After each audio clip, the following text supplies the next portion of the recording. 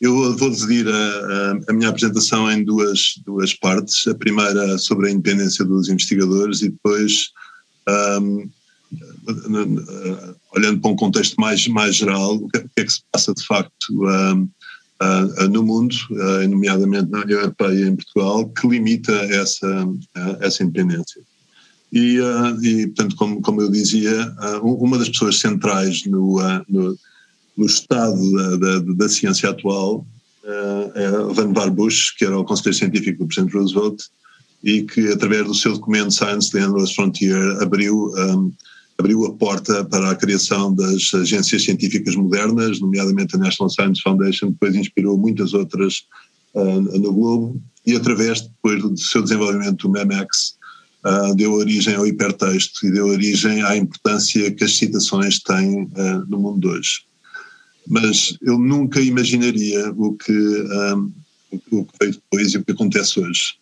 De facto, durante muitos anos, o espírito na ciência era um espírito que foi transmitido por um professor notável que eu tive em Virgínia, chamado I.J. Good, que tinha sido adjunto do Alan Turing na Segunda Guerra, e depois foi conselheiro do Stanley Kubrick no 2001 Odisseia no Espaço, e que dizia que era muito melhor ser excitante e errado do que certo e aborrecido. E, portanto, a ciência era exploratória e era independente e muito desligada de qualquer plataforma como aquelas que hoje nós conhecemos. Há um documentário muito curioso no Netflix sobre a NBA. E esse documentário é sobre uma greve que prejudica os jogadores de primeiro ano. Portanto, aqueles jogadores estavam à espera de ter contratos notáveis e que lhes permitiriam comprar casas para a família e para os amigos. Portanto, e um deles, um miúdo afro-americano, vai visitar o treinador no Liceu da Bronx e o treinador explica-lhe: nós negros dominamos o basquetebol, mas os brancos criaram um jogo em cima do jogo chamado NBA. E é muito curioso, quando eu vivia até há pouco tempo em Belém, e se nós olharmos para Belém, podemos ver os pastéis de Belém, hoje vazios infelizmente, mas durante muito tempo com filas imensas, e depois o Starbucks, com muito menos gente. E os pastéis de Belém, no fundo, são ainda hoje, obviamente já numa fase mais industrial, mas são obras de artesãos. Portanto, há uma preocupação enorme com a qualidade desde sempre. E houve até uma recusa, houve um embaixador americano em Lisboa, que era um dos parceiros principais de uma das maiores capitais de risco do mundo, a Sequoia, que tentou que os pastéis de Belém fossem para o mundo e competissem com o Starbucks. Houve até uma recusa para eles passarem para outra fase. E se nós olharmos para o Starbucks, vemos que os produtos são suficientemente bons apenas, não há nenhuma procura da qualidade. Há um jogo em cima do jogo, há a marca, há o marketing, há a distribuição global. E é curioso que, se nós olharmos para o que está a acontecer hoje na universidade, as pessoas que fazem pastéis de Belém, entre aspas, e fazem obras com enorme qualidade, mas num número não reduzido, não têm o impacto daqueles que perceberam o jogo em cima do jogo, que perceberam como é que se funciona com as plataformas de citações, como é que nós jogamos a ciência de uma forma completamente diferente daquela que era que nitidamente existia antes da internet. A internet o que permitiu foi a criação de uma moeda, e a moeda hoje é publicações, citações e vários indicadores como o H. E, portanto, o que aconteceu é que nós hoje, ao contrário do passado, passámos a ter uma moeda que respondemos. E em que a qualidade, em que a correlação entre a qualidade e essa moeda é muito duvidosa. Depende imenso do campo e mais, em termos nacionais, a influenciar as políticas de forma surpreendente. há uns anos eu dei uma conferência aos estudantes portugueses que estão em Inglaterra, a estudar no Reino Unido. E houve um pequeno inquérito para perceber qual era a área de estudo desses estudantes. E 85% estavam em ciências da vida. 85%.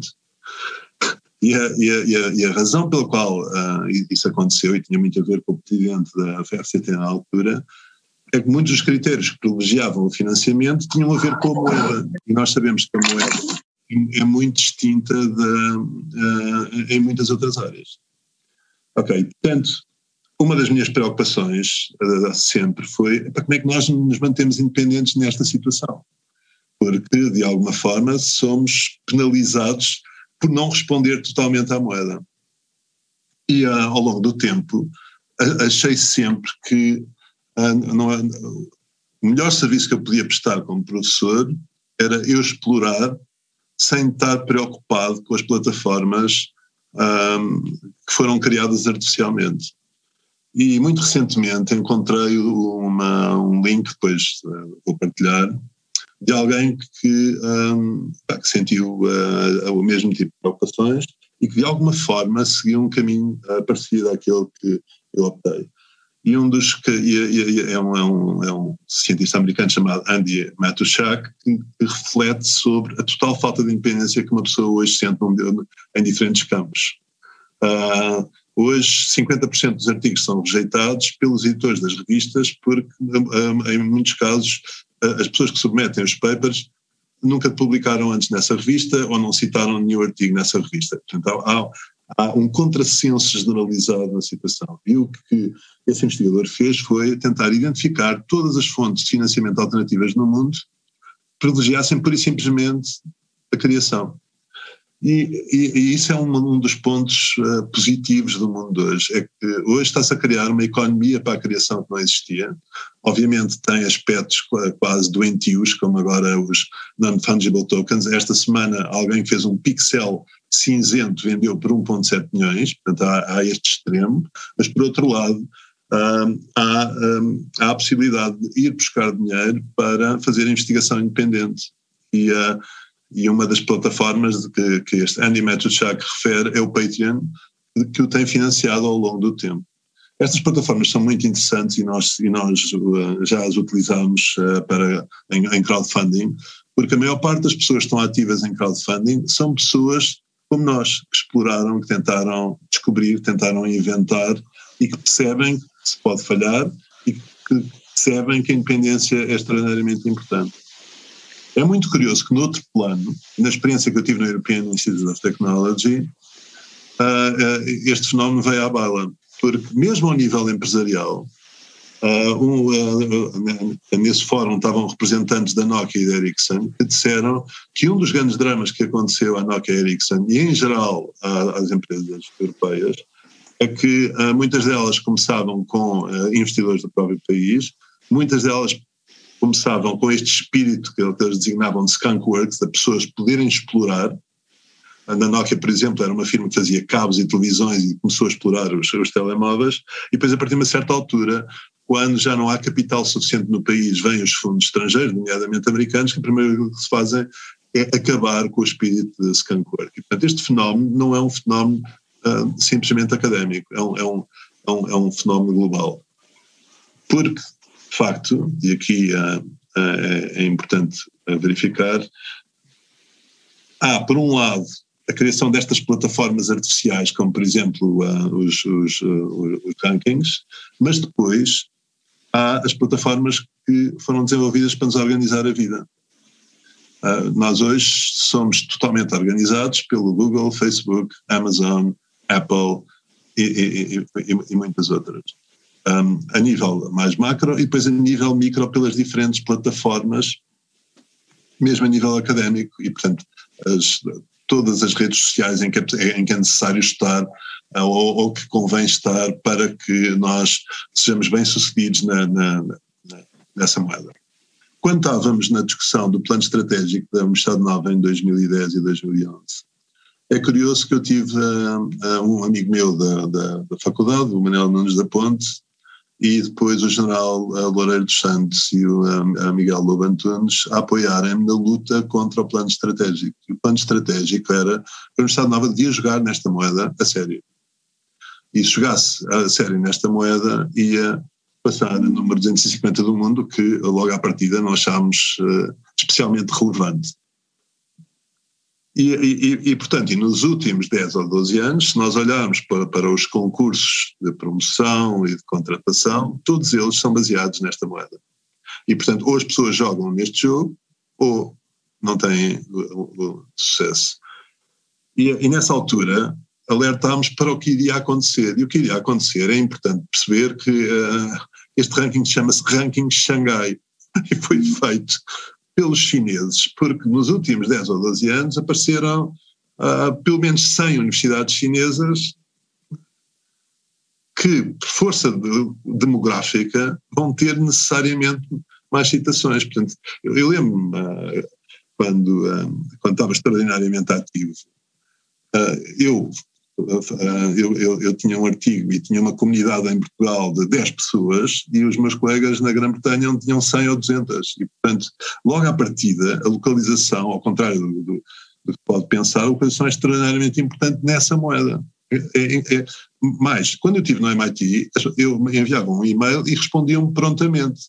Quando eu voltei à Universidade Nova e mandava um mail a fctonl.pt, nem sequer respondiam, eu tinha que pôr no subject, ei, sou o António Câmara. Okay. Portanto, tudo isto para dizer que houve uma perda de independência, e essa perda de independência veio do funcionamento das instituições que financiam a ciência e das plataformas que foram construídas, e o drama foram as citações, e essas citações vêm muito curiosamente, da invenção do MEMEX, de ligação a hipertexto, e que foi pervertida porque as citações, como eu disse no início, eram destinadas a ajudar os cientistas e não a classificá-los. Okay. O problema mais grave que nós temos também é que há muitos argumentos para não se ser independente. E um dos argumentos que existe é que é o drama europeu. Portanto, o European Institute of Technology surgiu porque houve a constatação que nos últimos 60 anos só se criou uma empresa significativa na Europa a nível tecnológico, que era o SAP, agora há o Stripe também da Irlanda. Constatou-se que 50 mil dos melhores talentos da Alemanha e também da França tinham emigrado para o Silicon Valley, e que a Europa de facto não era competitiva, o que é de facto verdade. E é verdade porque, ironicamente, a Europa nunca aproveitou a investigação que estava a ser desenvolvida. Notem que a World Wide Web foi criada na Europa pelo Tim Berners-Lee. A Conferência Europeia de Hipertexto recusou o artigo dele, o paper dele, apresentando a World Wide Web porque não era suficientemente teórico. Ele não teve nenhum apoio no CERN e basicamente foi para o MIT e depois, obviamente, influenciou os americanos que desenvolveram toda a web. Mais tarde, nós dominávamos na Europa a informação geográfica, para todos os efeitos. E eu lembro-me, nós em Portugal juntámos aos holandeses e aos finlandeses para propor à Agência Espacial Europeia um sistema que era o Digital Earth. Tinha sido muito inspirado num texto do Al Gore. E, bem, basicamente essa iniciativa foi recusada e depois vem o Google Maps, que domina completamente. A Nokia dominava em computação móvel e basicamente houve total falta de visão, não só da Nokia, mas de todo o sistema europeu. E basicamente surge o iPhone e nós somos felicidades. E nesta década algo vai acontecer, infelizmente, também neste domínio, porque nós estamos numa fase onde vamos passar da web 2D linear para um mundo 3D, para o mundo virtual, para o mundo de realidade aumentada, e basicamente são sempre os mesmos que surgem. Eu ontem fiquei muito contente porque vi pela primeira vez um concorrente europeu através da Deutsche Telekom. Daqui a 3, 4 anos a Apple começa a lançar os óculos de realidade aumentada e nós passamos para outro mundo, um mundo onde a Europa há 10 anos tinha as principais empresas. Okay? Portanto, um dos problemas que existe de facto é este. Okay? Porque é que nós, europeus, deixámos de ser independentes? Aliás, hoje nós reagimos apenas às plataformas que os americanos nos ofereceram para gerir o nosso mundo. Nós hoje em Portugal temos 80% das receitas publicitárias a irem para o Google e para o Facebook. Nós temos 35% agora nas deliveries a irem para o Uber Eats. Felizmente nós não temos a Amazon aqui, mas a Amazon, quando chegar, destrói o comércio local. E, portanto, o que eu tenho estado envolvido num projeto que ainda não posso divulgar, infelizmente, tem sido desenvolvido pelo Lisboa e estou à espera da apresentação pública, para como é que nós podemos combater as plataformas americanas. Porque a atitude da Europa, neste momento, é pura e simplesmente regulá-las. E regulá-las para pessoas que têm 200 mil milhões de euros no banco é irrelevante. Eles podem pagar as multas que lhes apetecer, deduzem os impostos. Eu estou a brincar. Ok, portanto, como é que nós chegámos aqui? Como é que isso foi possível? E foi possível por várias razões. Uma das razões fundamentais tem a ver com o sistema de ensino. E, portanto, estas são não conclusões minhas, mas do trabalho que foi feito no European Institute of Technology. No sistema de ensino, nós muito raramente damos a possibilidade aos nossos estudantes de simplesmente imaginarem. Eu tive um fim de semana em Montemor, no ano passado, antes do confinamento, com alguns dos melhores estudantes do ensino secundário, e constatei que nenhum deles, em nenhum momento, durante o ensino secundário, tinham sido estimulados a ter uma ideia. Nunca tinham tido. Nós, no ensino superior, rarissimamente damos a hipótese aos estudantes de sonharem. O que é que eu quero fazer no futuro? Qual é como é que eu imagino o mundo? E, portanto, nós temos um ensino totalmente convergente, ou em grande parte convergente, talvez as artes sejam uma exceção, mas em geral o ensino é totalmente convergente e não. Depois o problema é a investigação. E a investigação, o Alexander von Gaban, que era o chairman do European Institute of Technology e foi sempre um cientista distinto e depois criou inclusive empresas e hoje está no Karolinska Institute em Estocolmo, dizia que o problema na Europa em investigação é que nós tínhamos estado agarrados ao modelo do Baconiano. Nós imaginávamos que fazíamos a investigação e mais tarde ou mais cedo haveria valor criado a partir dessa investigação. E os projetos europeus mostraram ao longo destas décadas que não é bem assim. E não é bem assim porque não há nenhum estímulo para alguém pegar nesses trabalhos e levá-los para a sociedade. Ok, se nós olharmos hoje para por exemplo, eu agora estive envolvido em vários júris e essencialmente nós temos as avaliações dos professores são baseadas sobretudo nas publicações, talvez 55%, seguramente mais de 50%, uma parte do ensino e depois uma pequena componente com a ligação à sociedade. E, portanto, portanto, isso explica em grande parte o facto de nós termos a investigação de primeira linha muito poucas aplicações no mundo real. De facto, não há nenhum estímulo para isso acontecer. E, por outro lado, nós estamos a competir com monstros que têm, basicamente, essa conversão no DNA. Em 1947, quando o estado de Massachusetts estava devastado pela Segunda Guerra, o presidente do MIT, na altura, Carl Compton, colocou a possibilidade de eles criarem novas indústrias e os estudantes criarem novas indústrias. E portanto, nós olhamos para o que aconteceu no MIT nos últimos 60 ou 70 anos e é devastador quando comparamos, por exemplo, com o técnico. Eles criaram 80 prémios Nobel associados ao MIT e criaram empresas que dão emprego a 4,6 milhões de pessoas. E nós estamos num modelo ainda que não percebe que há projetos fundamentais, há dois tipos de projetos fundamentais que nos falham em Portugal. Um são os totalmente exploratórios.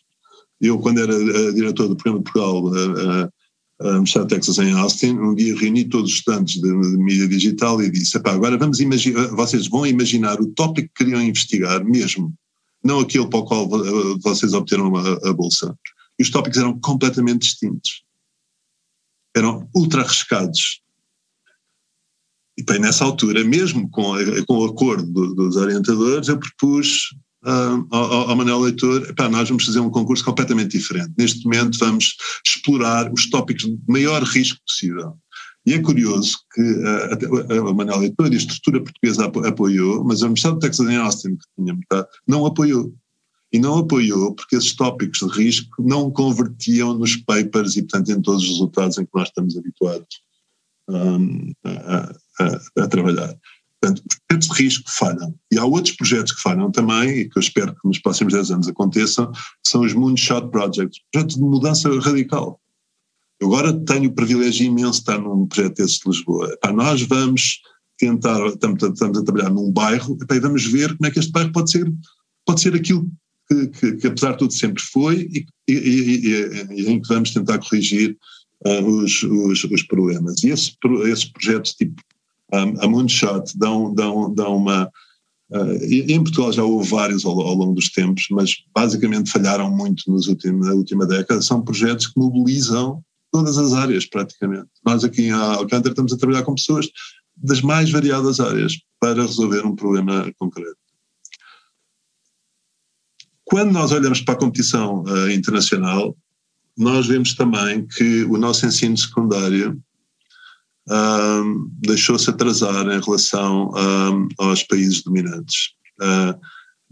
Nós temos um colega finlandês numa das empresas que criámos, colocou os filhos nas escolas portuguesas, eles não sabiam uma palavra de português e 3 meses depois eram os melhores estudantes das turmas.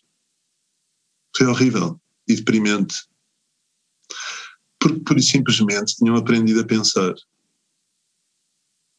E, portanto, eu acho que o ensino secundário precisa de uma mudança absurda. Eu escrevi sobre isso e no âmbito dos trabalhos que fiz para a Universidade Nova. E um dos problemas, eu acho que o maior problema tem a ver com o domínio da língua, com o ensino da língua.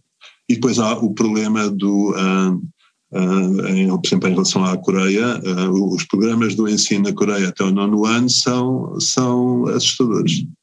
Os estudantes aprendem a fazer mini-satélites, óculos de realidade virtual, jogos. É um ensino completamente diferente. Nós temos, em Portugal especificamente, esse problema no ensino secundário e em muitos outros países europeus.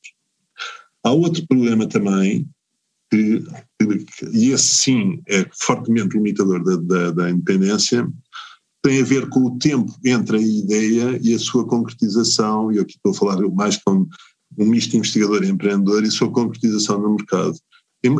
Nós começámos a fazer investigação em rádio virtual em 1992. Ninguém tem ainda óculos de rádio virtual em casa, ou muito pouca gente. Nós imaginávamos em 92 que 3 anos depois, aliás, na Expo toda a gente já ia ter óculos, quando chegasse à Expo recebiam uns óculos de realidade aumentada para explorar. E, portanto, há um tempo imenso entre as ideias que começam na universidade e a sua concretização no mundo real. E, portanto, é preciso ter paciência.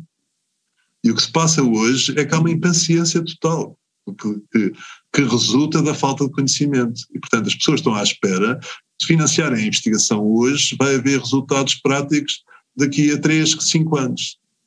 Mas, nem sequer para uma startup, isso vai acontecer. Há um tempo enorme, é preciso uma paciência imensa que não existe em sociedades pouco informadas. Porque, e isto é um drama enorme, o modelo que se criou, o modelo mental que se criou, há este modelo mental do ranking de Xangai nas universidades, que é o pior que existe, mas há outro modelo ainda mais negativo, na economia, que é o modelo do Silicon Valley. Portanto, aliás, no outro dia fiquei semi-envergonhado quando a minha própria universidade disse que ia criar o Silicon Valley no Monte Caparica. Não era no Monte Caparica, era na margem sul do Tejo. Agora vamos ser o Silicon Valley da Europa na margem sul do Tejo, na Trafaria, no Porto Brandão. Não existe. Okay? Em primeiro lugar, é muito curioso ver, primeiro, como é que começou o modelo de Silicon Valley, e depois ver como é que funciona e ver os problemas que tem. E mais, o que é que a sua adoção pura e simples em Portugal e noutros países europeus tem feito. Okay? Basicamente, o modelo de Silicon Valley baseia-se no seguinte: nós nas universidades temos ideias, algumas das ideias são positivas e prometedoras, e há business angels que as financiam. E portanto, 90% dessas pequenas startups desaparece, mas os outros 10% provavelmente dão para um segundo nível e recebem capital de risco. E depois, recebendo capital de risco, algumas delas tornam-se em gigantes. E esses gigantes o que é que vão fazer? Esses gigantes vão comprar todas aquelas que vão surgindo e que são mais prometedoras. E portanto o que é que aconteceu? O que aconteceu é que hoje na Europa, e sobretudo em Portugal, o grande meta é nós criarmos empresas para serem compradas pelas empresas americanas. E agora algumas. Todos nós na Europa celebramos imenso o facto de fazermos empresas para depois os americanos nos comprarem.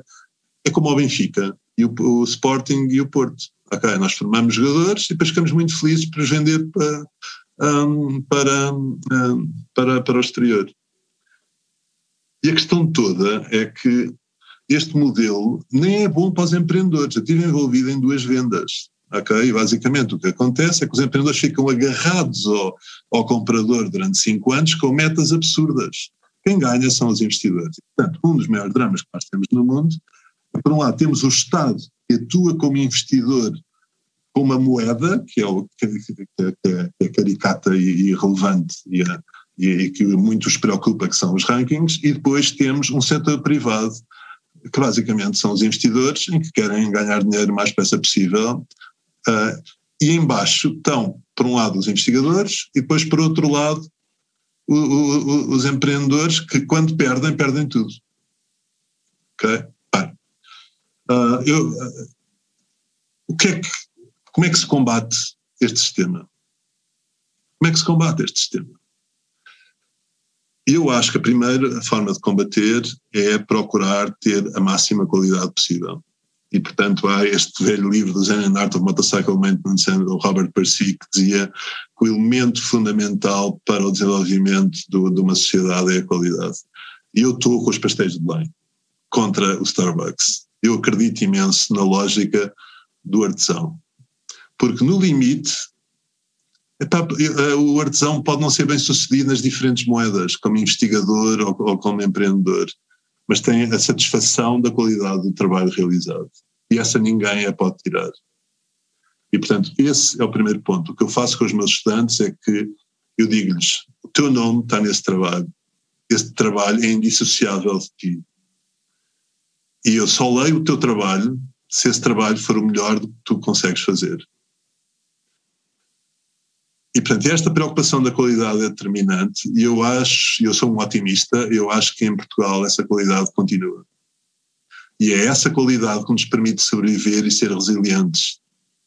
Eu, neste bairro onde eu vivo e que tenho estudado, todas as pessoas que procuram a qualidade sobreviveram. As pessoas reconhecem e, em última análise, ajudam-me. Esse é um ponto. O segundo ponto é que nós temos que ter um sistema para além desse.